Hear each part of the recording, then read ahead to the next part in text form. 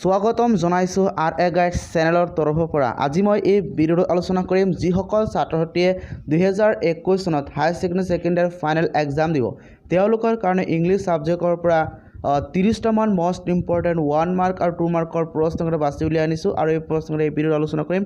আপোনালোকে স্কিপ নকৰাকৈ শেষলৈকে চাই থাকিব আৰু যদি মোৰ চেনেলটো ছাবস্ক্ৰাইব কৰা নাই তেনেহ'লে ছাবস্ক্ৰাইব কৰিবলৈ পাহৰি নাযাব। এনেধৰণৰ ভিডিঅ' আগতীয়াকৈ পোৱাৰ কাৰণে তেওঁক ভিডিঅ'টো আৰম্ভ কৰোঁ। প্ৰথম প্ৰশ্নটো হ'ল who is the writer of going places. Going places পাৰ্টটোৰ লিখক কোন? আনচাৰটো হ'ল the writer of going places is A.R. Barton. 2 number প্ৰশ্নটো হ'ল হাউ ৱাজ জিঅফ এমপ্লয়ড। জিঅফ কেনেকুৱা ধৰণৰ এমপ্লয়ড আছিল? আনচাৰটো হ'ল Geoff was employed as an apprentice mechanic. Apprentice মেকানিকৰ নিচিনা আছিল। 3 নম্বৰ প্ৰশ্নটো হ'ল what does Sophie want to have when she grows up. আনচাৰটো হ'ল Sophie wants to have a boutique of her own when she grows up. 4 number প্ৰশ্নটো হ'ল who are the two friends in the story going places. going placesৰ পাৰ্টত উল্লেখ থকা দুজন বন্ধু আছিলে। আনচাৰটো হ'ল the two friends in the story going places are Sophie and Jansi. Sophie আৰু Jansi আছিলে। 5 নম্বৰ প্ৰশ্নটো হ'ল where was it most likely that the two girls would find work after school. যে ইয়াত আটাইতকৈ ভাল লগা আছিল দুজন ছোৱালীয়ে কাম কৰিবলৈ বিচাৰি পাব আফটাৰ স্কুলৰ পিছত। আনচাৰটো কি ক'ত পাব বিচাৰি? আনচাৰটো হৈছে it was most likely that the two girls would find work in a biscuit factory. এখন বিস্কুট ফেক্টৰীত কাম কৰিবলৈ বিচাৰি পাব আফটাৰ স্কুলৰ পিছত। 6 নম্বৰ প্ৰশ্নটো হ'ল হু ৱাজ ডিৰেক। ডিৰেক কোন? আনচাৰটো হ'ল Derek is a younger brother of Sophie. ছফিৰ য়ংগাৰ ব্ৰাদাৰ হয়। আৰু 7 নম্বৰ প্ৰশ্নটো হ'ল হু ইজ জিঅফ। জিঅফ কোন? Geoff is Sophie's elder brother. 8 number প্ৰশ্নটো হৈছে which country did Danny Casey play football for. ডেনিকেজিয়ে কোনটো দেশৰ কাৰণে ফুটবল খেলিছিল? আনচাৰটো হ'ল Danny Casey played football for Ireland. ডেনিকেজিয়ে আয়াৰলেণ্ডৰ কাৰণে ফুটবল খেলে। 9 নম্বৰ প্ৰশ্নটো হ'ল did Sophie really meet Danny Casey. আচলতে ছফিয়ে ডেনিকেজিক লগ পাইছিলনে? আনচাৰটো হ'ল no' Sophie did not really meet Danny Casey. 10 number প্ৰশ্নটো হ'ল for whom did Sophie ask ডেনিকেজি an autograph. যে ছফিয়ে ডেনিকেজিক কাৰ কাৰণে এখন ফটোগ্ৰাফ বিচাৰিছিলে? আনচাৰটো হ'ল Sophie asked Danny Casey an autograph for her younger brother Derek. Younger brother ডিৰেকৰ কাৰণে ডেনিকেজি এখন ফটোগ্ৰাফ বিচাৰিছিল বা সুধিছিল। 11 নম্বৰ প্ৰশ্নটো হ'ল which was the only অকেজন when Sophie got to see ডেনিকেজি।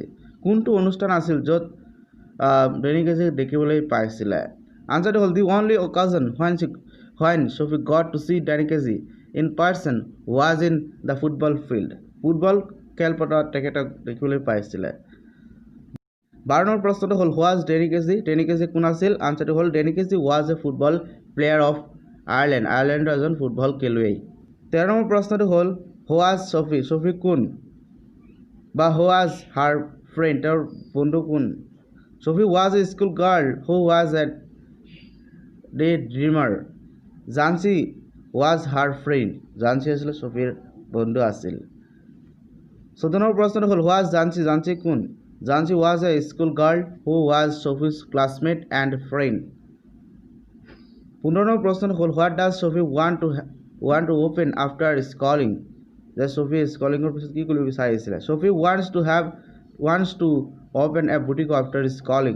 স্কুলৰ পিছত তেখেতে এখন বুটিক খুলিব বিচাৰিছিলে। 16 নম্বৰ প্ৰশ্নটো হ'ল which is the nationality of Danny Casey. আনচাৰটো হ'ল the nationality of Danny Casey of Irish. 17 number প্ৰশ্নটো হ'ল does Geoff believe what Sophie says about her meeting with Danny Casey. No Sophie 1 2 3। আনচাৰটো হ'ল no' Geoff does not believe what Sophie says about her meeting with Danny Casey. Danny Casey কি কৰিব সেইটো বিশ্বাস কৰা নাছিলে। 18 নম্বৰ প্ৰশ্নটো হ'ল does Sophie's father believe her story of meeting with Danny Casey. আনচাৰটো হ'ল no' Sophie's father does not believe her story of meeting with Danny Casey. 19 number প্ৰশ্নটো হৈছে যে with whom did Sophie share her secret. যে ছফিয়ে কাৰ সৈতে তেওঁৰ গোপনীয়তা গোপন কৰিছিলে? Sophie shared her secret with her elder brother Geoff. জিঅ'ফৰ সৈতে তেখেতৰ গোপনীয়তা স্বীকাৰ কৰিছিলে। প্ৰথম প্ৰশ্নটো হ'ল what job is Geoff engaged in? Does he entertained while dream like his sister? যে আনসাৰটো হ'ল Geoff engaged in a job of an apprentice মেকানিকৰ নিচিনা জবত তেওঁ বিজি আছিল। তাৰপিছত কৈছে Geoff did not entertain while dream like his sister. He was a nature boy and kept his dream within a limitation. 2 number প্ৰশ্নটো হ'ল what are the other dreams of Sophie besides having a boutique? বুটিকুৰ বাহিৰে তেখেতৰ আদাৰ ড্ৰিমবিলাক কি আছিল, বেলেগ সপোনবিলাক কি আছিল? আনসাৰটো হ'ল the other dream of Sophie besides having boutique are that to become a manager, and she also wanted to be an actress or a fashion designer. কোন ফেশ্বন ডিজাইনাৰ হ'বলৈ বিচাৰিছিল। তাৰপিছত 3 নম্বৰ প্ৰশ্নটো হ'ল what were the options that Sophie was dreaming of? Why does Jhansi discourage her from having such dream? আনসাৰটো হ'ল Sophie was dreaming of having a boutique of her own, to becoming a manager of a company, and then having the best shop in the town. She also dreamed of becoming an actress and a fashion designer. Jhansi discouraged Sophie from having such dream because she knew that being so poor, they could not imagine having a boutique. তাৰপিছত 4 number প্ৰশ্নটো হ'ল what theme does the story Going Places explore? Answer হ'ল the story Going Places explores the theme of adolescent imagination and hero worshipping. Sophie, a young girl, fantasizes her meeting with the Irish footballer Danny Casey and becomes responsible for her own sadness and disappointment. 5 number প্ৰশ্নটো হ'ল how does Jhansi came to know of her story of Sophie's meeting with Danny Casey? How does she react? তেওঁ কেনেকৈ ধৰণৰ react কৰিছিল? Jhansi came to know of the story Sophie's meeting with Danny Casey through জিঅ'ফৰ জৰিয়তে তেখেতে জানিবলৈ পাইছিলে। Jhansi did not want to share the secret of her meeting with Danny Casey with Jhansi, as she thought Jhansi was a novice and was always prepared to know new things about others. Moreover, she feared that Jhansi would spread the news about the meeting in the old neighborhood. আৰু 6 number প্ৰশ্ন হ'ল what is encourageous about the delicate bow which fastened the apron strings of Sophie's mother? আনসাৰটো হ'ল Sophie's mother was wearing an apron and its string were fastened with a delicate bow, which displayed the status of their family and the busy mother in managing the household. This also explains the character of Sophie, why she liked to lead a sophisticated life. 7 number প্ৰশ্নটো হ'ল what kind of person was a Geoff? Geoff কেনেকুৱা ধৰণৰ ব্যক্তি আছিলে?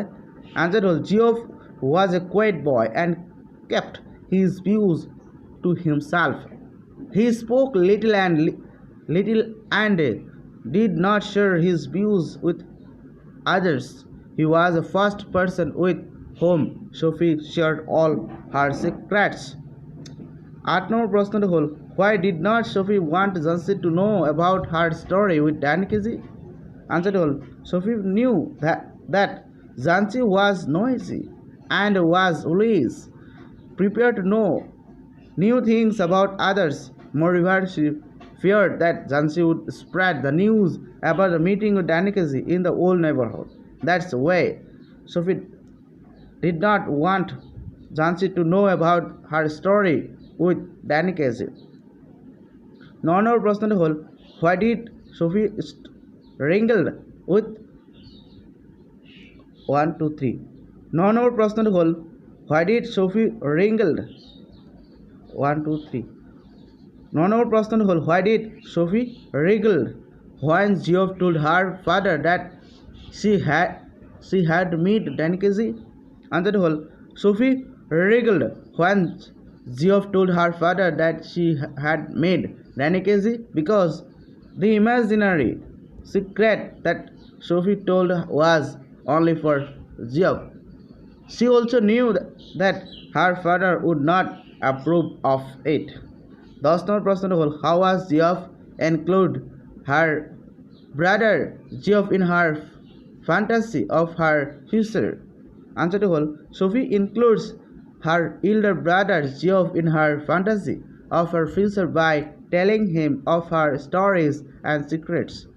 She tells him of her imaginary meeting with Danikezi, who asked her to meet him the next week and then he would give her an autograph.